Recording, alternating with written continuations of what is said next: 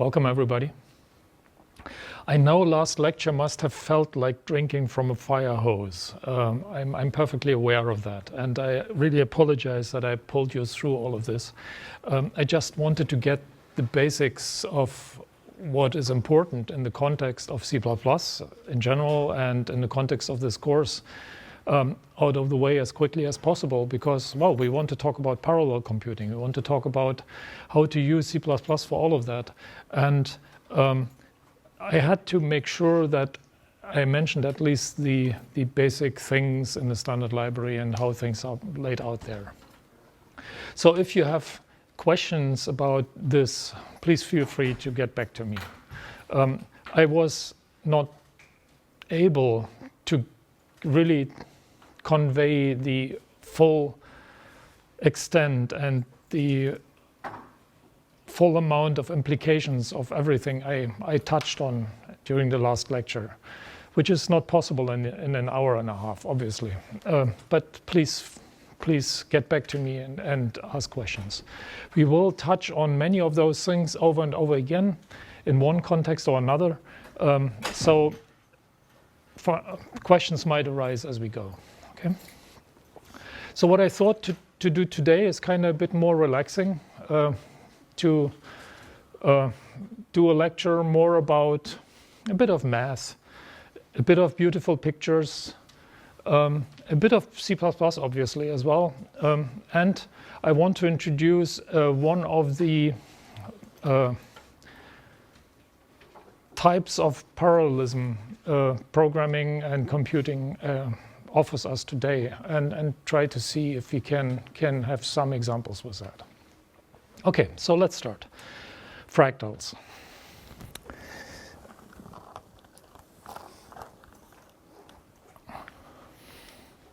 So what are fractals? Anybody has seen fractals before?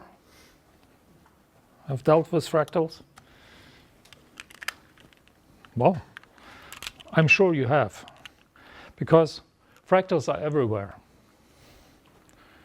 If that only worked. No, fractals are everywhere. We see them in nature. Fern is a good example of a fractal. We see it in geometry, like the Sierpinski triangle, and we will see a bit more about that in a minute. Or in algebra, which is creating very beautiful images that have somehow a almost psychedelic nature and psychedelic content. So a fractal is a never-ending pattern. It is infinitely complex pattern, but they are self-similar. So the same structure repeats itself over and over and over again on various scales. The deeper you go, the more you discover. But you will see that the structures that are emerging when you go deeper, when you zoom in to these things, are the same as you had on the higher levels. So they are created usually by repeating a simple process over and over again in an ongoing feedback loop. Well, you can imagine that, right? You can, each of those leaves of the fern can be kind of split off into similar structures again. Or by looking at the Sierpinski triangle, what you have is an equilateral triangle, and you inscribe a smaller equilateral triangle into the outer one, and suddenly you have 4 triangles of the same size, and so on and so on. You go deeper and deeper. If you look at nature, you probably have seen many of these things. You have a lot of spirals going on in nature.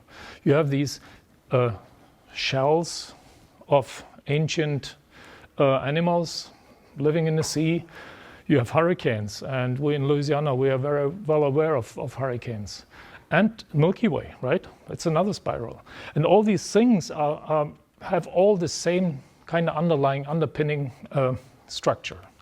Or if you go in the other direction, if you go from medium scale to smaller scales, plants expose these spirals.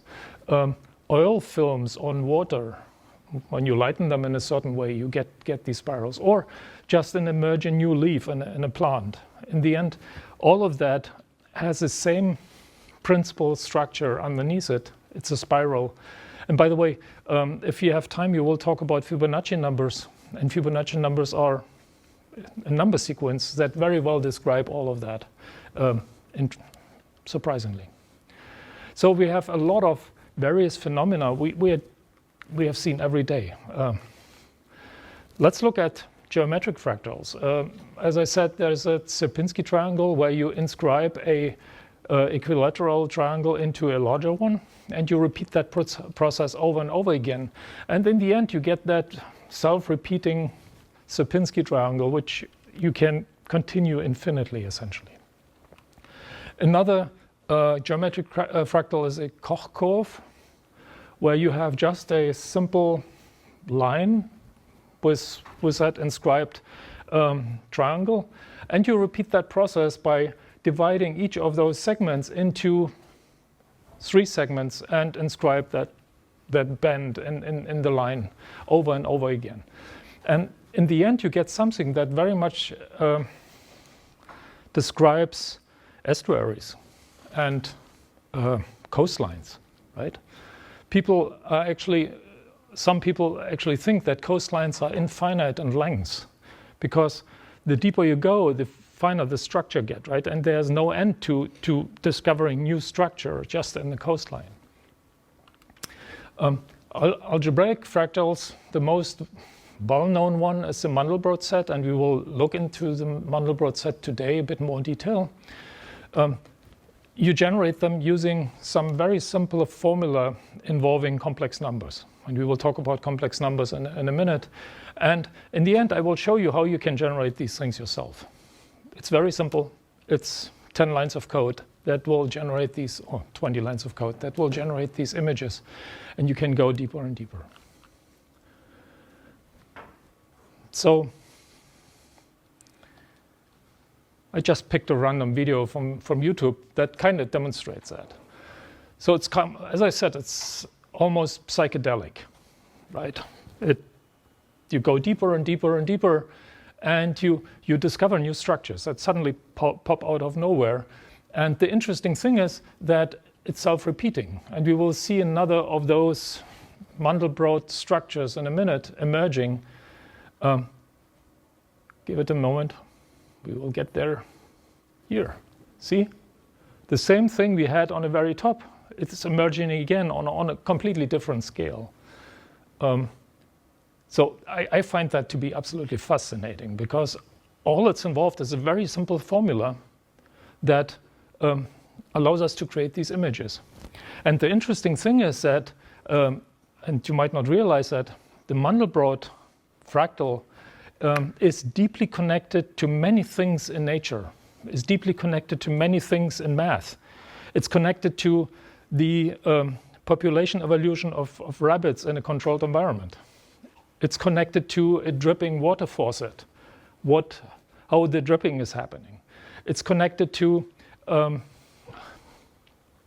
many other aspects. You wouldn't even think that this is there. So this is purely artificial construct, but it is connected to many things that surround us, and that is so amazing. So let's try to go on. Okay? You can go to YouTube. There are videos hour long that zoom into that thing, and it's like being on LSD or something like that, because you know. Okay, so the Mandelbrot set was discovered by Benoit Mandelbrot in 1980. It divides the plane into 2 regions. The inner region, the black region in the figure, and the outer region. And the boundary between these 2 regions is the actual fractal, is that never-ending structure that gets finer and finer and finer. It is defined as the set of complex numbers C, for which the function z equals z squared plus c that does not diverge if you apply it repeatedly. You start off with z equals 0, and then you compute the new z, and you iterate over put the result back into the right-hand side, and if that trajectory, that orbit of that function does not diverge, it's part of the Mandelbrot set. In other words, everything inside the black part is part of the Mandelbrot set, because for those C, this function does not diverge. We will talk about complex numbers, just if you don't remember what complex numbers are. And everybody knows what a complex number is? Kind of, somehow. So you can imagine that this is your complex plane, complex number plane with x and y. And you interpret the coordinate of each of the pixels in that image as a complex number. And if you pick one of those pixels, one of those complex values, you use that complex value as C. And then you draw a visualization of whether for this point this equation is diverging. And if it's diverging, how long does it take to diverge? And you visualize the color used as the amount of iterations needed for it to diverge. Or if it doesn't diverge, if it's converging, then it stays black and is in the middle. But we will see more examples, and that I hope to explain that a bit better in a minute. Okay, so let's go back and remind you what a complex number is, just to get everybody on the same page. A complex plane is defined, C is defined as a set of pairs of numbers x and y, where x and y are real numbers, and they are connected using the equation x plus I times y, where I is the square root of -1. So it's an imaginary thing that doesn't exist. And that's why x is called the real part and y is called the imaginary part of that number. Another way of writing down a complex number is to use the exponential notation, r times e to the power of I theta, where r is the length is the distance of the complex number from the origin, and theta is the angle between the x-axis and the vector that goes to that complex number. Just as a side note, and this has nothing to do with our course, another thing I find so fascinating in this context is that math has the tendency that certain things in math reappear over and over again. You come from different directions, from different propositions, and you end up with the same representation, with the same solution to things. And here, if you look closely, you see Euler's formula. Euler's formula is if you set r equals 1 and theta equals pi, which is 180 degrees, you suddenly get a formula which says e to the power of I pi equals to -1. Because 180 degrees means that the number is negative, and since r is 1, it's this point, it's -1. So if you look at that, we connect two irrational numbers, infinite irrational numbers, with I, which is the square root of -1, which doesn't exist even. We combine that, and we get to a solution of -1, which is incredible, right? How does that work? Why is that happening? So that shows you how deep these things are interconnected in nature, because E and pi are natural constants, right? We just discovered them based on analysis of nature, right? We know pi is the thing that describes the length of the circumference of a circle, and E is the basis of the natural logarithm, which describes essentially any natural process, right? The decline of things in nature, right? If you kick off a pendulum, it declines with e to the power of minus something, and so on and so on. So this is just incredible. And it's the simplest way to derive Euler's equation just from looking at the complex plane. But as I said, this has nothing to do with C++. I just wanted to mention that I'm always amazed when I see these things. Okay, so as I said, x is called the real part, y is called the imaginary part, r is called the modulus of the complex number, which is the length of the vector, x squared plus y squared. the square root of that. Theta is the argument, which is the angle between the x-axis and the vector, and I is the square root of -1. Okay, so where does that get us? The thing is that people have discovered that you can do math with complex numbers. And this math is very simple. You can add two complex numbers, which essentially amounts to adding these two vectors, or you can multiply them.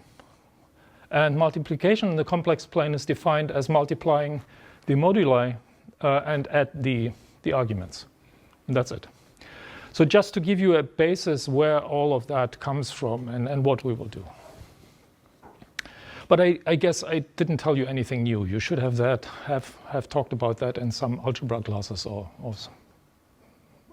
definitely somewhere before. Okay, so let's go back to C++.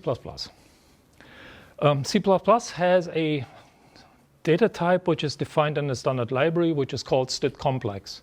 And it's a template, so you can create a complex number from floats. You can create a complex number from doubles. The type std-complex has all the operators overloaded so that you can use complex numbers as if there were doubles in your code. It has additional functions defined to extract the real part, the imaginary part, the argument, the norm, and so on and so on. So many things.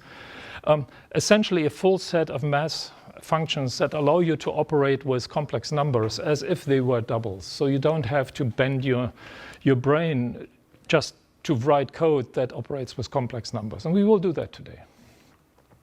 You have to add that one header file, complex, and that gives you all these facilities. Just as an example, let's define two complex numbers, 3, 4, and 1, 2. And you can add them, as I said. The result will be another complex number. You can subtract them.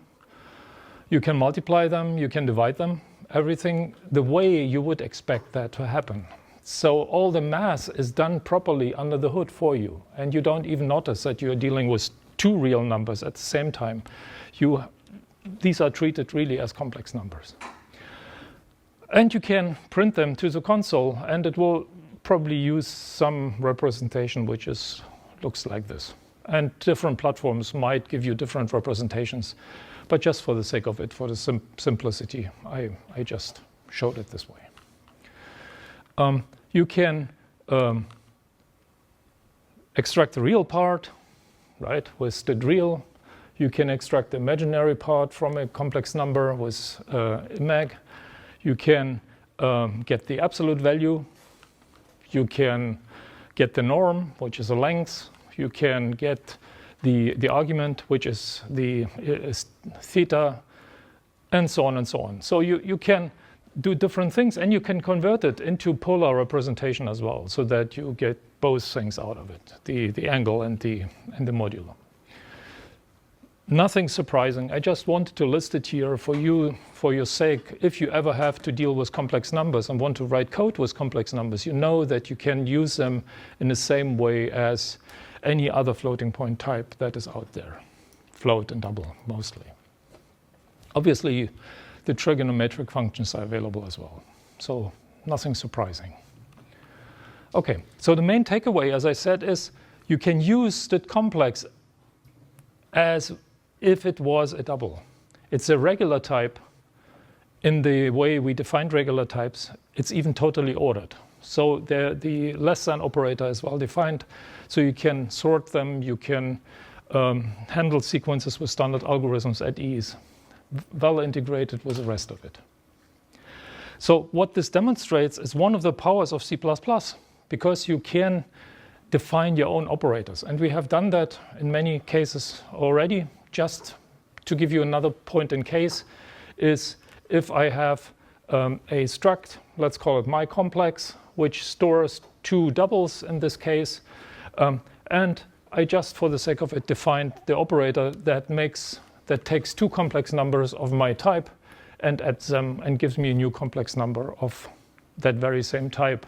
And since we said that addition adds the real part and the imaginary part separately and gives you a new complex number, this is exactly the code.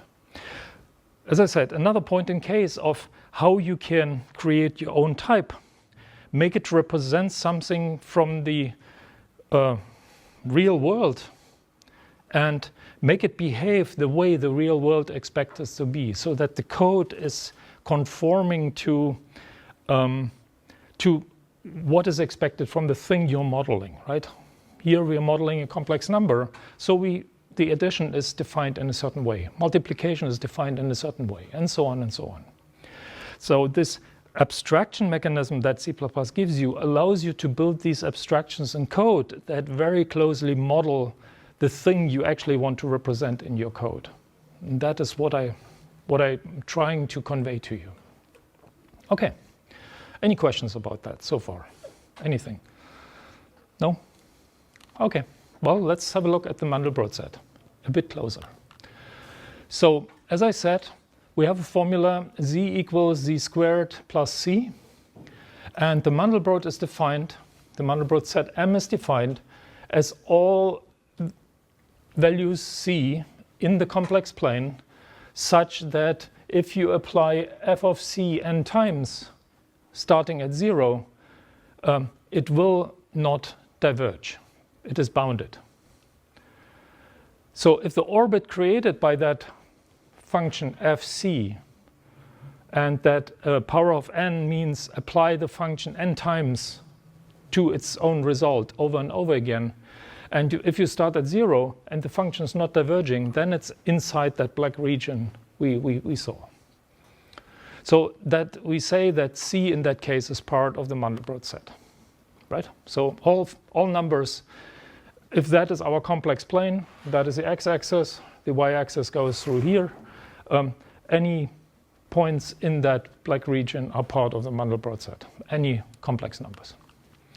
So just to visualize that a bit, if you pick that point in the Mandelbrot set and you draw the sequence, the trajectory of values you get by repeatedly applying that function, you see that it's converging, right? It's getting closer and closer, and it's probably converging somewhere in the middle. At least it's not diverging. That means this point is part of the Mandelbrot set. If you look at another point which is slightly outside of that region, you see that the trajectory is actually exploding. So the value is not bounded anymore, it's getting larger and larger and larger. And the way in computing we have to somehow decide whether a sequence of numbers is diverging or converging. And the way we do that is that we say, okay, let's do 100 iterations. If during those 100 iterations the point has not left the region, we assume that it's converging or not diverging. But if it's leaving that region, and that region is defined by a unit circle with a radius of 2, so if the absolute value of the complex number is not larger than 2, then, well, if it gets larger than 2, then we say it's diverging. And we will see that in code. Makes sense. Okay, here's a simple algorithm. So we say, okay, we try 80 times an iteration maximum of 80, and we have a loop. And in that loop, we repeatedly evaluate z equals z squared plus c, where z and c are complex numbers. And if the absolute value of z is larger than 2, while we iterate over it, we assume that it's diverging. If not, and if it's diverging, we return the number of iterations it took for it to diverge. Because the number of iterations it took, we can use to visualize things. We can assign a color to it, which will give us these pretty images. Because each pixel in those images represents the number of iterations it took for this formula to diverge in that for that particular value of c. So the color is the number of iterations it took for it to diverge. If it doesn't, if it goes to the maximum, that means it doesn't diverge. We assume it doesn't diverge, and then we just return some value, like 0 in this case. So again, we need to define a maximum number of iterations, otherwise we will not be able to tell whether things diverge or converge. And for the Mandelbrot set, a value of even 10 or 20 is absolutely sufficient to decide that, because if it diverges, it explodes immediately. It's not a big, you don't need a lot of iterations for that. Okay, so let's write some C++ code. We're here for C++ after all.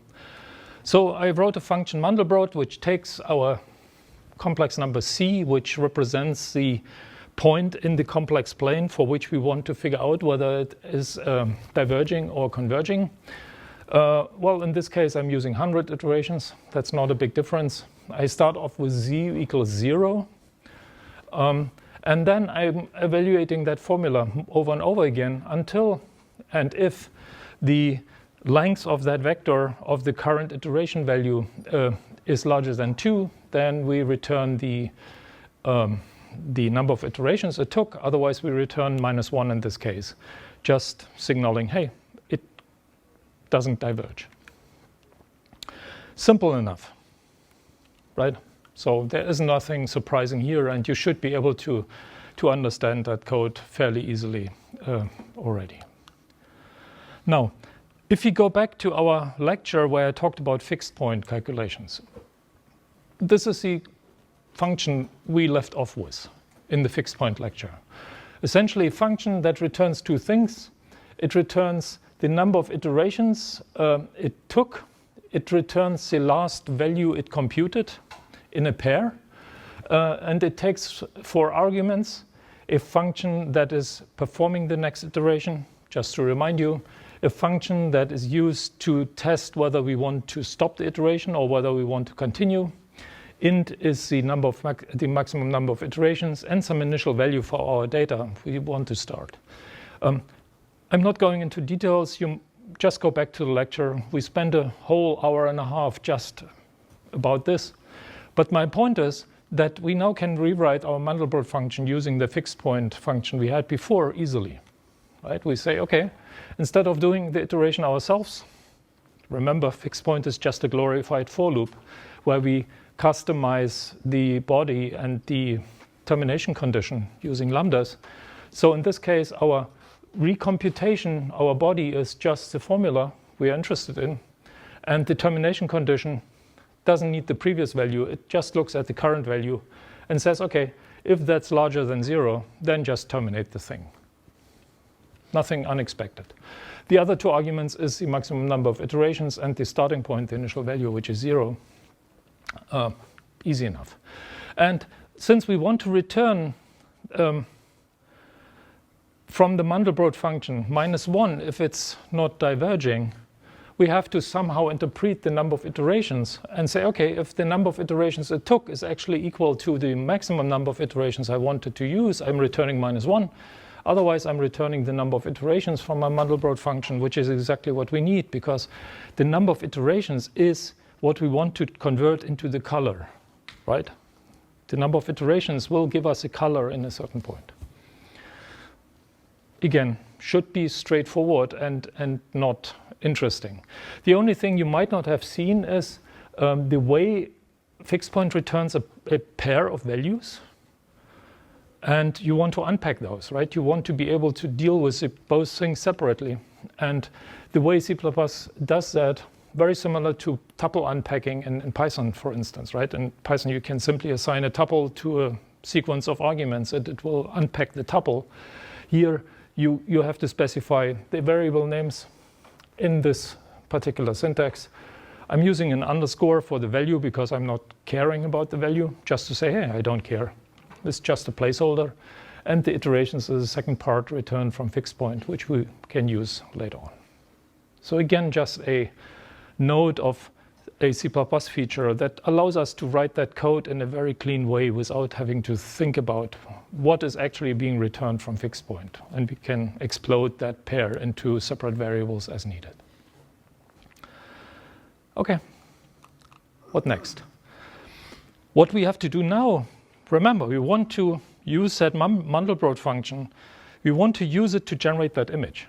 And that means we have to apply that Mandelbrot function to each pixel of our image. And if our image is of size x times size y, we have to call the function size x times size y times, right? Once for each pixel.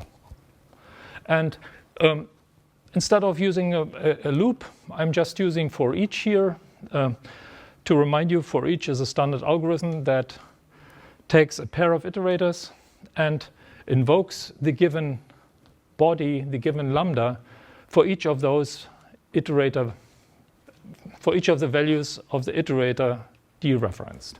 And since we are interested in just the integers, I'm using that, our friend, the counting iterator I introduced last time, to remind you which is a data type that encapsulates an integer but behaves like an iterator. So whenever a counting iterator is dereferenced, it gives you the current value between 0 and size y minus 1. Okay? Okay, so for each line, essentially, y is our y-axis. So for each line in our image, we have a loop over that line of the image, which goes from 0 to x. We certainly have to scale our current pixel value because the Mandelbrot set is defined in the range of -2 to +2. So the whole image fits into -2, +2 in both directions. So we just scale the current pixel value between -2 and 2. I'll show you the function in a minute. We do the same for the x direction. So that gives us imaginary value. That gives us a real value. And then we call our Mandelbrot function with the current value of c that corresponds to that image, to that pixel in our image. And what's left is to color the pixel we had. So if the value is -1, that means it has to be black because it's part of the Mandelbrot set. So what I'm using here is a simple type that allows us to write bitmap images. It has a member function setPixel, and the pixel value is represented by RGBA, so by 4 values essentially, and black RGBA means it's a black pixel. So we set the current pixel at XY to black. Otherwise, we set the current pixel to something that we compute out of that value Mandelbrot returned. So you can have a table, or you can have any algorithm that maps a single integer value into a nice color scheme you would like to see. Here's a scaling function just for you, for the sake of it. It's simple. It takes a value which is in the range between min value and max value and scales it to a range, min range to max range. So it's really just rescaling things, simple computing. So this is what you get when you invoke that function. I just came up with some not so nice color scheme. If you can come up with a better color scheme, feel free. I don't like it too much, but I wanted to present you that this code, when you run it, actually produces something that you can work with. And this is going from -2 to +2 and -2 to +2. So this covers the whole Mandelbrot image essentially completely. Okay, amazing, huh? So very simple code. It's just a for loop. And you can make it generate these beautiful pictures.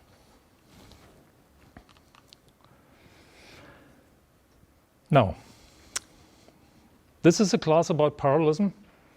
And if you remember, we said that in order to parallelize code, you have to first decompose the problem into pieces that can run independently of each other, right? So what are the pieces that can be done independently of each other? Anybody? It's trivial, right? Each pixel is independent of any other pixel. So you can compute these pixels in random order. You can compute them at the same time. It doesn't matter in what sequence you actually compute the pixels of an image because each pixel is self-contained, the computation. So we can easily, in theory, parallelize that by just giving it to a parallel loop and say, hey, here's what I want to do. Figure it out. Distribute that across the course you have available. Schedule things in a way that I don't care about, and it will do that. The only problem here is that parallelization normally works well when all the tasks you have and you parallelize have the same amount of work in them. Because if you have tasks that have different amount of work, what might happen is that one of the cores will be busy much longer than any of the other cores. So you're wasting computational time. If you are not able to evenly redistribute the work amongst 20 cores, you will not achieve full performance, because half of the cores will be idle while the other half of the cores actually do things. And Mandelbrot is one of those cases, because we don't know how long does it take for each pixel to compute. Each pixel might take a different time to compute. And that makes it a bit more tricky to do the parallelization. But lucky for us, since we have a large amount of pixels, right? It's millions of pixels in that image. We will be able to even out the workload in a way that overall the computation will take roughly the same amount of time over the image. And the good thing is that the parallel loop implementations usually do that very well for us. We will talk about how they do that in the future, but for now just assume it works. Okay, so it's embarrassingly parallel, as I said. So the decomposition is embarrassingly trivial, relatively easy to parallelize. And we rely on fork-join parallelism again, as we mentioned it already, as all pixels have to be available before I can actually draw the image. So I have to wait for all pixels to be computed before I can do something. Where the fork point is start multiple tasks or threads. Each thread or each task is probably responsible for one line or several lines in the image. And the join point is to wait for everybody to finish. So, fork-join parallelism. Did I talk about that before or not? That was my other class where I talked about fork-join parallelism. So this is called fork-join parallelism, obviously. So whenever you have several tasks that can run independently, you can and you can split them and run them in parallel. This is called fork-join parallelism because you have a fork point where you create several threads that each of the threads is starting to work on one of those tasks. And you have a join point afterwards where you wait for all threads to finish executing and to come to that point before you can continue and perhaps start another fork-join region. That's why this is called fork-join parallelism. It has been used for years in OpenMP, in Silk, in Java concurrency, in Java concurrency, in all kind of frameworks, because it's a very natural way of representing parallelism. And all the parallel loops we have kind of glimpsed at so far are essentially fork-join based, because when you call the loop, it forks off the tasks, run them in parallel concurrently, and before returning from the for each with a parallel execution policy, it will wait for all the threads to finish, and only then it goes back to you. So all the parallel loops we talked about so far, the parallel algorithms, are all fork-join based algorithms, which allows you to reason about these things in a fairly straightforward way, right? You don't have to have complicated task dependencies in your mind in order to understand what needs to be computed in what sequence and what depends on what and so on. So fork-join parallelism is very widely used. It has some disadvantages.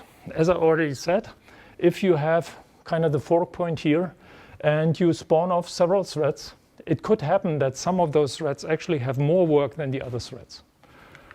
If time goes down, right? Time goes in this direction. And at some point, you want to do some operation, and you have to wait for the thread that has the most work before you can do some cross-cutting operation between those. So all the other cores here have to wait and will idle until that one actually gets to the point when it can join the operation. So fork-join, while very simple to reason about, is very difficult to get right and make efficient, because if you don't do it right, you might depend on the slowest of all guys, which will determine your overall computing performance. Okay? So this is something absolutely crucial, and we will talk about that in more detail later on. For now, just the main takeaway for you. If you do fork-join parallelism, you want to make sure that all the tasks you're forking off have roughly the same amount of work in them, so that you avoid for some of the cores to be idle and have to wait and can't do any other work, because they actually have to wait for the whole thing to finish before they can do anything else, right? Okay, so let's go back to the Mandelbrot set and parallelize things. We will apply fork-join parallelism, as all pixels have to be available before the image is done. And as we mentioned it several times, the simplest way to do fork-join parallelism in C++ is just to slap that first argument into our loop, into our algorithm, right? Instead of writing std for each, you write std for each and pass std execution par as a first argument. Done. The loop will do the rest. The implementation is doing what you expect it to do. It will launch the bodies you pass in on various threads, and it will do that in some way that still gives you efficiency. So it will not launch one thread for each iteration. It will probably combine a bunch of iterations into one task and launch that separately, just to reduce the overheads of thread management. As I mentioned before, the C++ parallel algorithms have mostly the same semantics as their sequential counterparts. And there is an additional first argument, which is called the execution policy. So it's a policy that determines how the implementation is allowed to execute things. There is sequenced, which is std execution sequenced, std execution par, unseek, and seek. And we will talk about these in detail a bit later. But in any case, whether you parallelize or not, the entire fork-join algorithm returns only after all the work has been done. So the performance of those algorithms depends on very high-quality schedulers, as I said, right? You want to make sure that the tasks are kind of evened out. And in situations like the Mandelbrot, where the task can have, or the iterations can have different lengths in terms of amount of work, right? One iteration will diverge after 3 iterations, and one pixel might never diverge. So you have to go to 100 iterations to actually know that it doesn't diverge. So the amount of time used for each of the loop body invocations is, well, different by up to a factor of 100, which is significant. So a couple of words about these execution policies, and these are predefined in the standard, so they are available to you.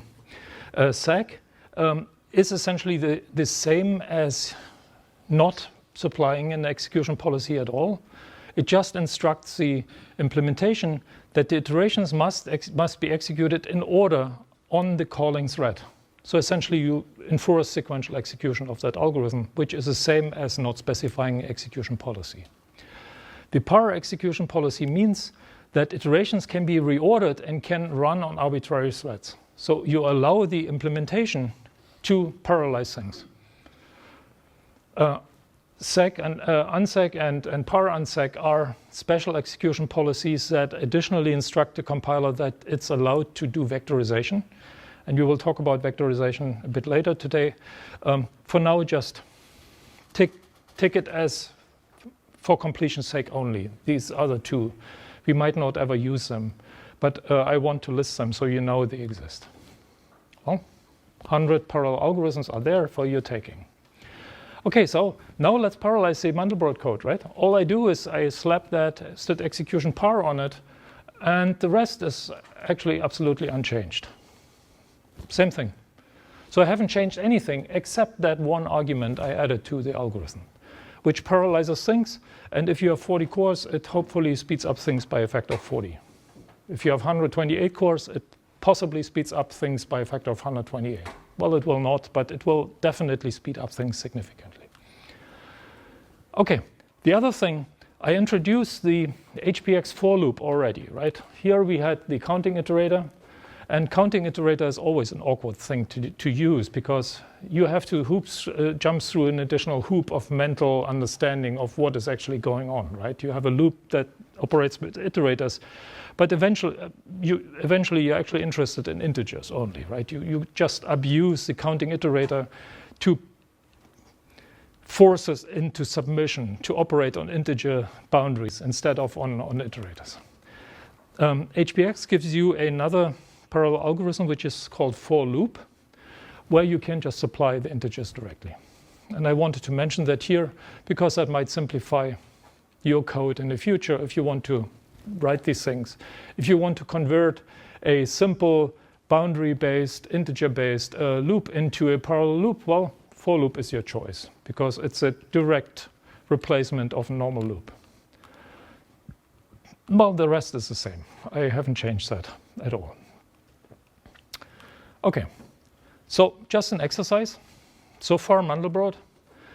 There is a complementary fractal that is called the Julia set, which is very similar to the Mandelbrot set, except that instead of fixing z to 0, you plot the number of your Julia set instead fixes c to some number across the whole plane and uses the pixel as the initial value of z. So instead of using the pixel as the initial value of c, you use the pixel as the initial value of z and keep c constant.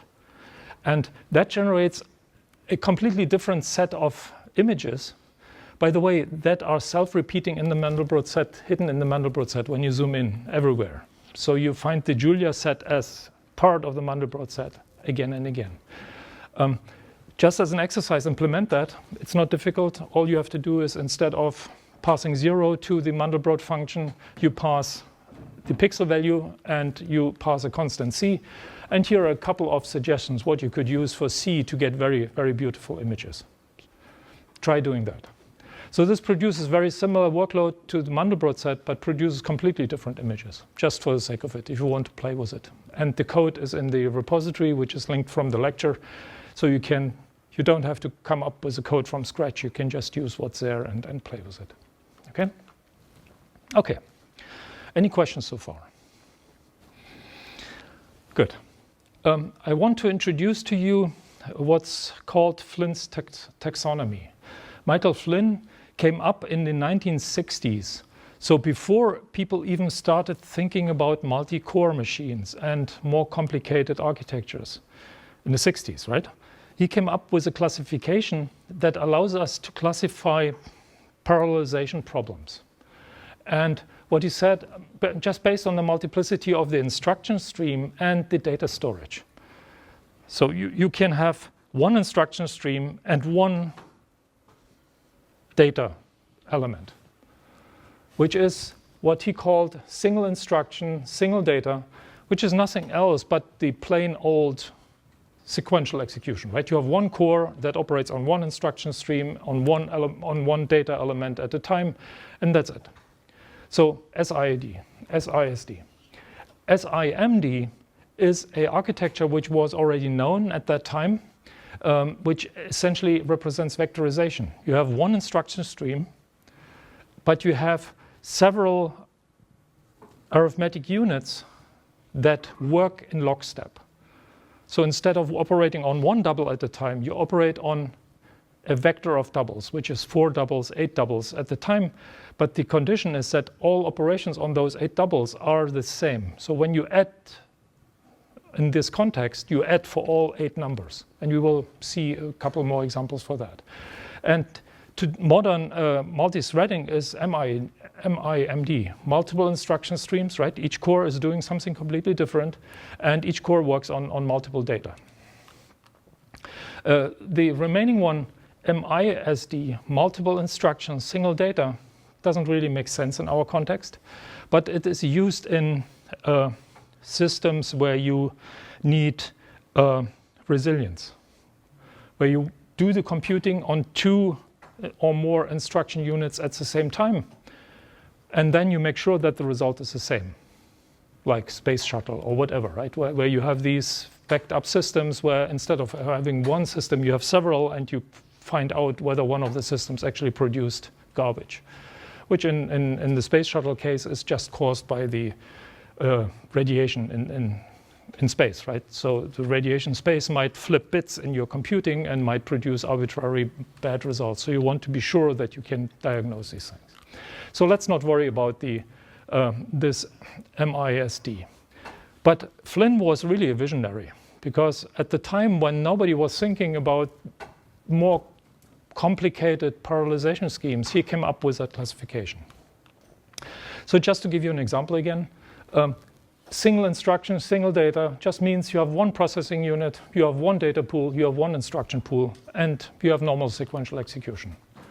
SIMD means you have one data pool, and you have which gives you several data values at the same time, and one instruction pool which instructs all the processing units to do the same thing on every in lockstep, right? And the MIMD is essentially what we know with parallel computing today, which has arbitrary number of data, and each of those processing units is doing its own thing. Okay. So SIMD and MIMD are the principal parallel computing paradigms that work on multiple operands. SIMD means multiple instructions at a time.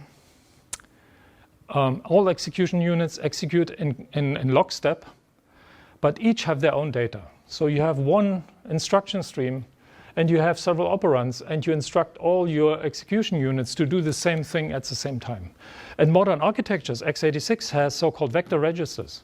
And those vector registers can store up to 8 or even more doubles at the same time. And when you operate on those vector registers, they will do 8 double operations at the same time, concurrently, in one clock, essentially, which speeds up things by a factor of 8, obviously, right? So MIMD is a single instruction at a time. No, that's the wrong way around. I think that's single instruction at a time, and MIMD is multiple instructions at a time. I apologize, I will fix that. So all execution units run independently with its own instructions. That can happen either on shared memory, on the same physical node on your laptop. You have 4 cores, right? 4 things can happen at the same time. Or on distributed computing, on these big supercomputers where you have thousands of nodes. Each of those nodes is an independent computer, and they do independent things. While Flynn's taxonomy kind of describes things, it's a bit outdated, and I'd rather talk about it in different terms. That we say parallel computers have 2 important parallelization schemes, SIMD and MIMD, where MIMD is either shared memory or distributed memory. If you want to read more of that, there's a nice book that talks about patterns in parallel computing, and that gives you a very nice overview of all these things.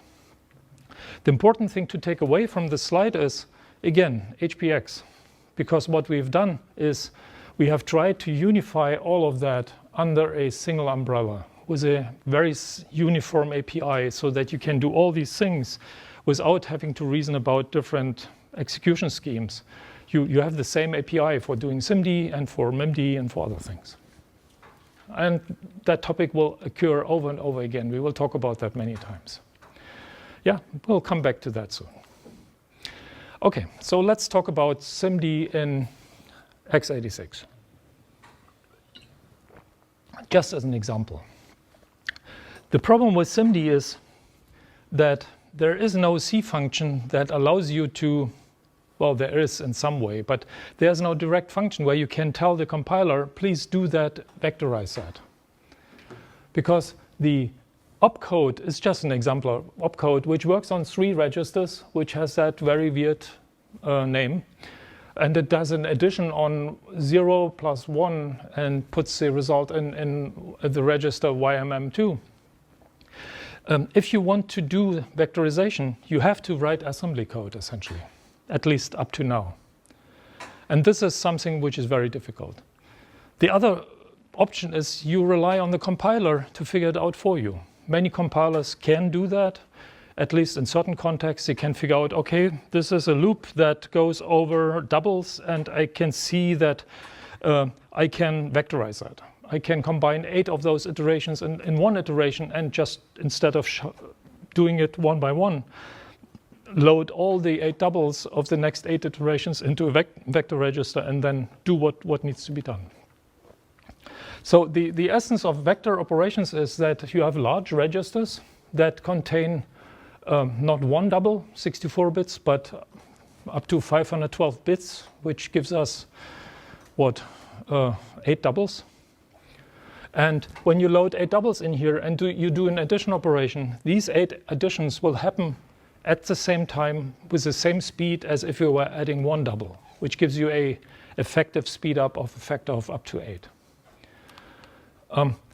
Just in x86, you have 3 types of vector registers. They are called ZMM, which are 512 bits, YMM, which are an alias for the lower half of the Z registers, and XMM, which are the aliases for the lower quarter of the Z registers.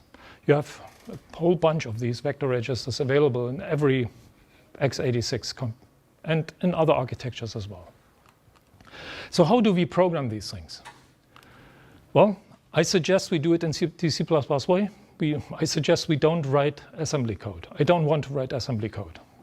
I hope you don't want to do it either, because assembly code is so error-prone and so difficult to get right. And to write 10 lines of assembly takes you as long as writing 10 lines of C++ code.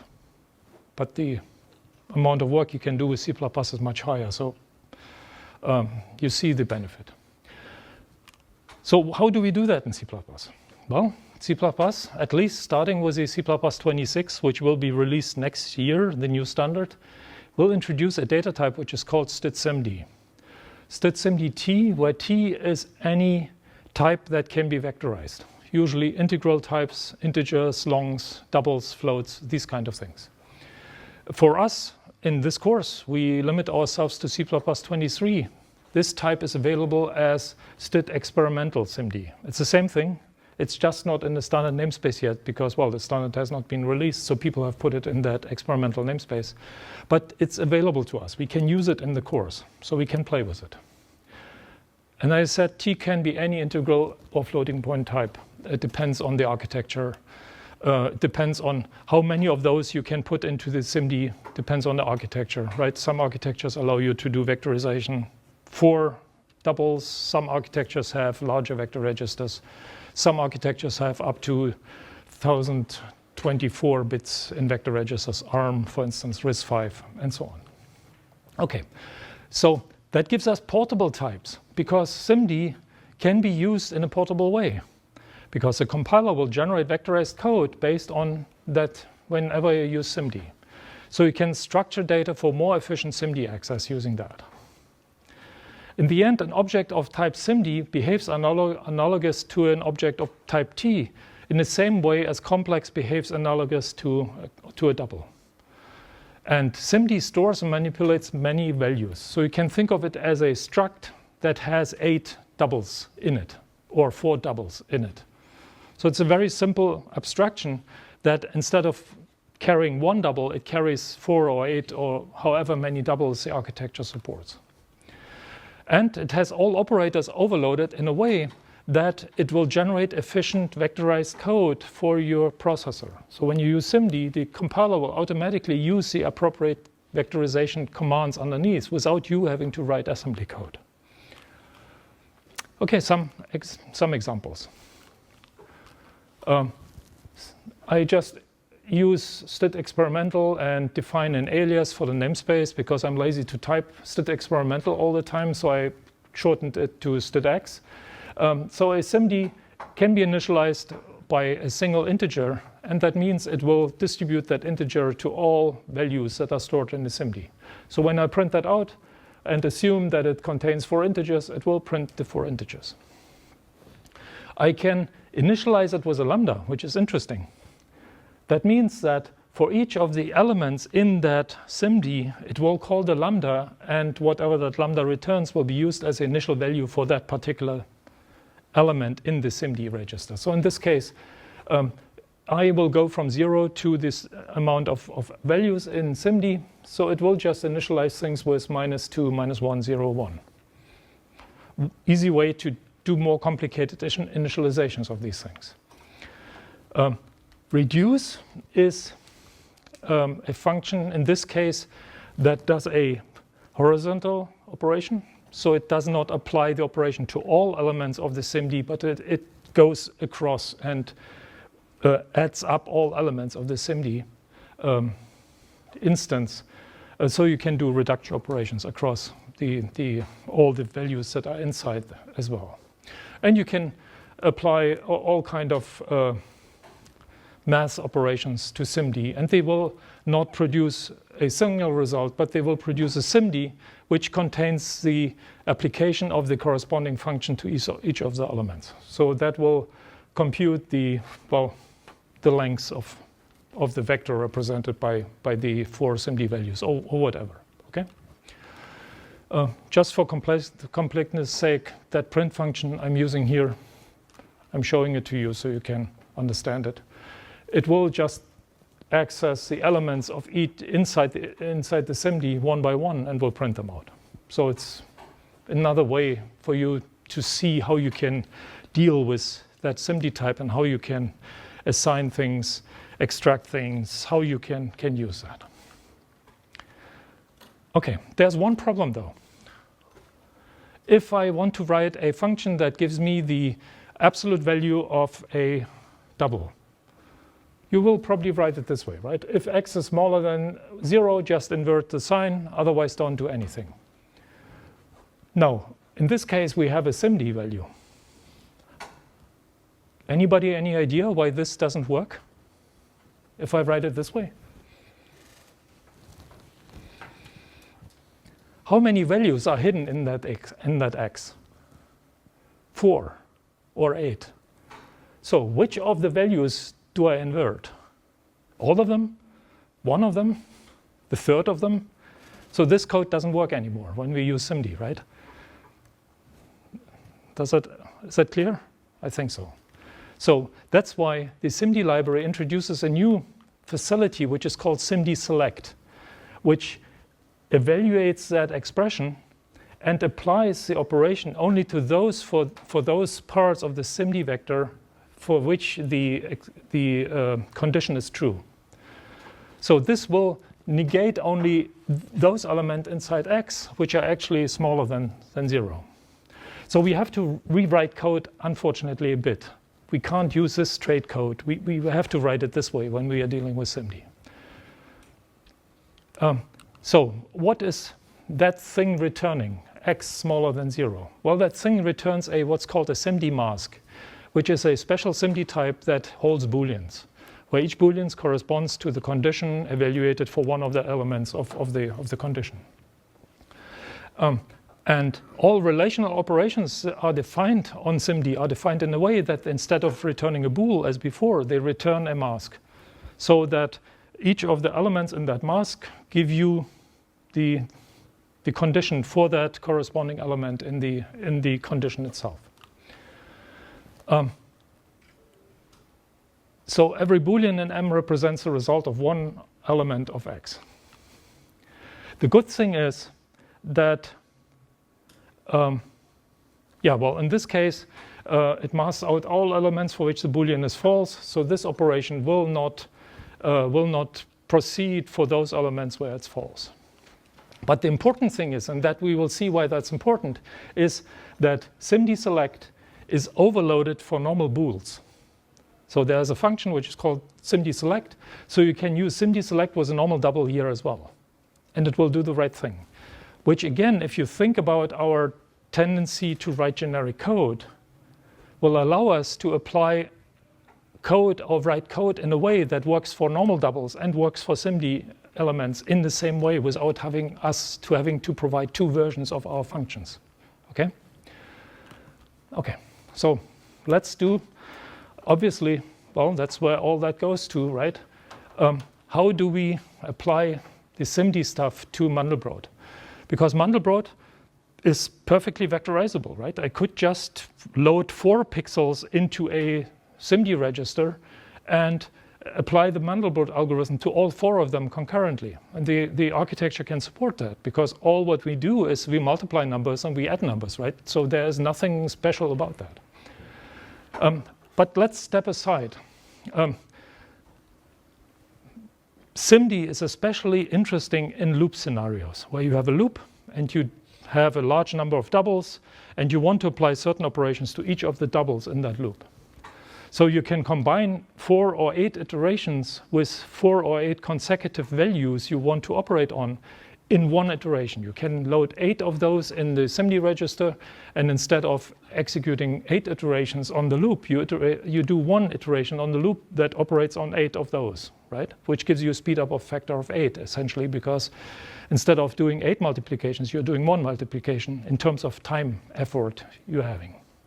So let's have a look at how does vectorization actually work.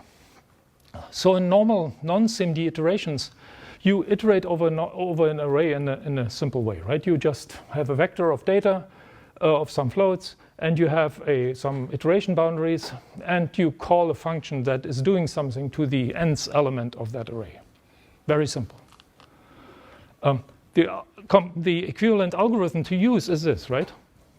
We said that many times. You do for each from begin to end, and you pass the loop body that you were calling in the original loop as a body for each, and it will use the parallel algorithm, or the algorithm, the sequential algorithm in this case. So the parallel algorithm would look like this. How do we do the same conversion, how do we play the same trick when we are dealing with SIMD elements? Right here we are dealing with floats. That might not work the way we want when we use a SIMD, when we want to vectorize things. So let's have a look at that. Yeah, obviously, do something is just a simple function float, which takes something. Okay. When you vectorize things are a bit more complicated, because what you want to do, you iterate over the data item from 0 to n, and you load n elements into a SIMD register, and then you call a function do something that actually receives a SIMD value now. So now do something can operate on all 4 or 8 values concurrently. So you load them into the SIMD value, into the SIMD type, and then you call the function. Now you might say, hey, you're losing time by loading that into the new instance before calling the function. So what's the effect there? Well, the thing is that all memory operations, and we talked about that in the modern architecture, happens on cache line length basis. So you're loading 64 bytes on one operation anyway. So this doesn't cost you almost nothing more than a normal load operation of a double. So this doesn't impose any performance hit. So we can do that easily. But what's the problem here? We step through our index by the size of our SIMD, which is 4 or 8. And it works nicely as long as the amount of values in our array are divisible by 4 or 8.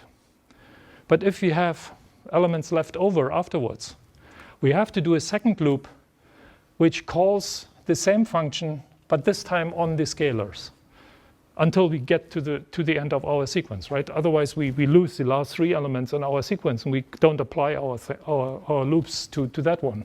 So that's why vectorization loops or vectorizing loops is always more complicated. We have to separate the pieces we can actually vectorize, because it fills our vector registers, and we have to separate the epilogue of the remaining elements, which are over if the number of elements is not divisible by the size of our vector registers. So it's much more complicated, right? So wouldn't it be nice if we were able to do that in C++ in a way that we don't have to deal with that? Well, luckily there is a way to do that. Before we go there, now you need 2 functions, one receiving a SIMD and one receiving the float, right? The one receiving the SIMD is called here, and the one that is receiving the float, the scalar, is called here. Or you could use a template. We talked about templates.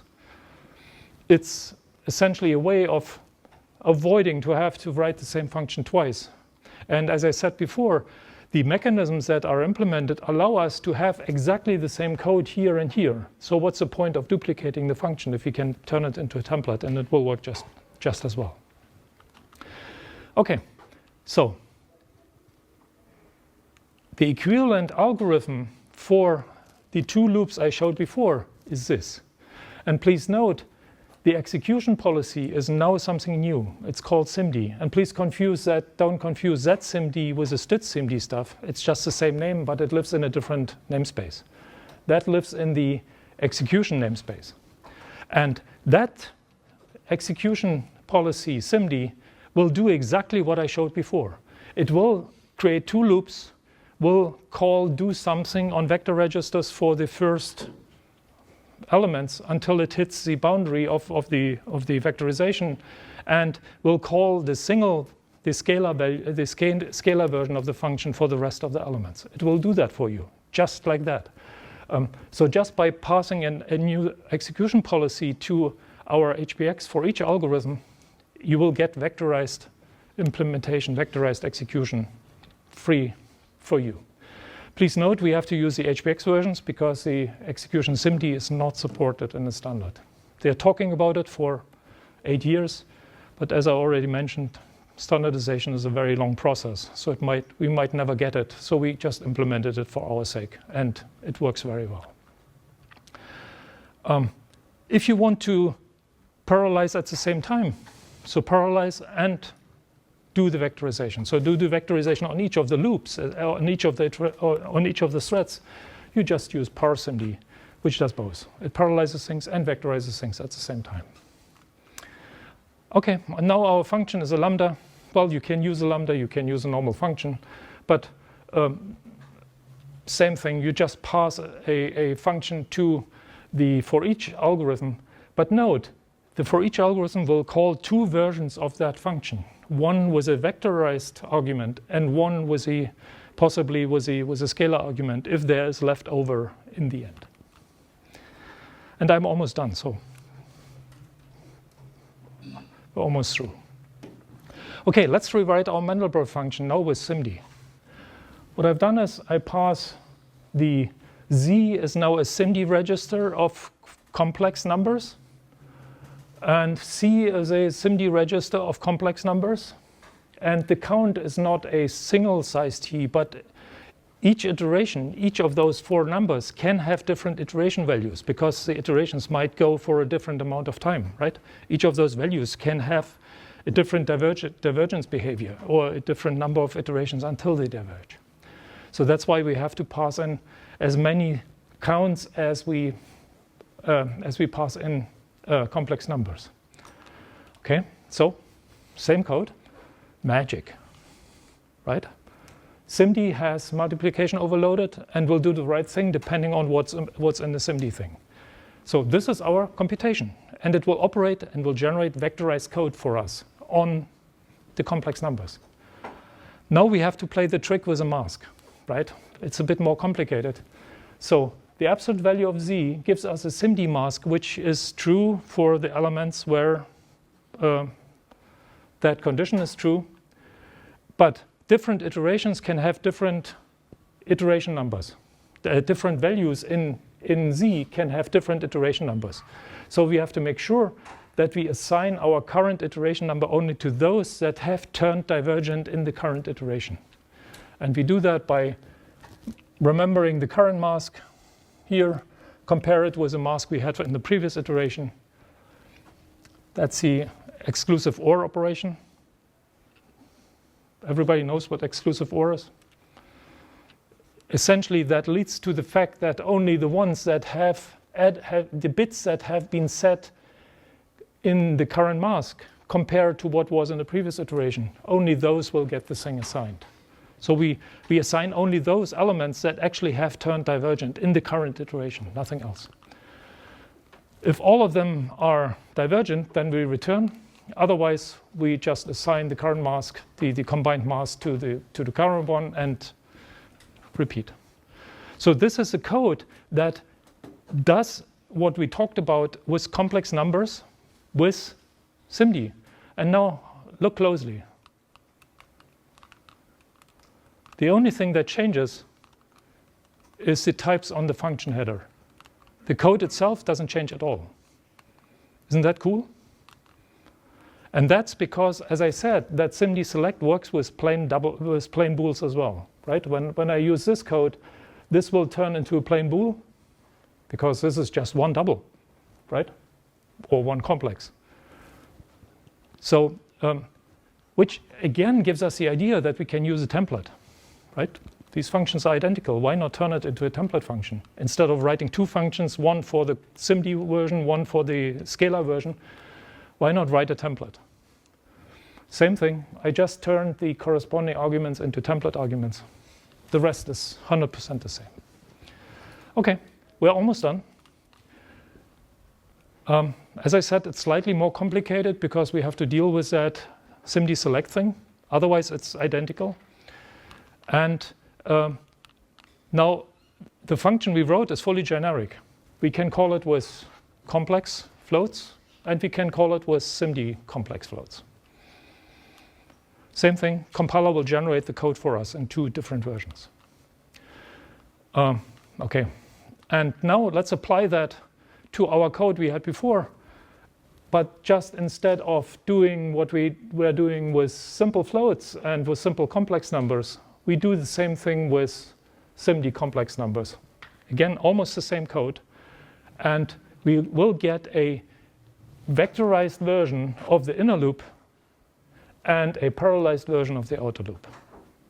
So it will parallelize over the lines. So each line will get its own thread, and each line itself will be vectorized. So each 4 or 8 pixels that are next to each other on the line will be handled in one go. So you get the benefit of both worlds. You get parallelization and vectorization. Okay, at this point I'll shut up. Just another idea for you if you want to play around with it. Compute the size of the Mandelbrot set. The area. What is the area of that thing? Well, they have come up with a theory that it's about 1.5 on a square of on the complex plane. But how would you do that? What do you suggest? Computationally. I'm not asking you to do the math or anything. Count the black pixels? Yes, Monte Carlo. Generate a bunch of complex numbers that are in that plane and look whether they're inside or outside and compute the ratio. Done. Okay? So we already know how to do that. Same thing like in the homework, like the whole lecture about Monte Carlo, you can apply here.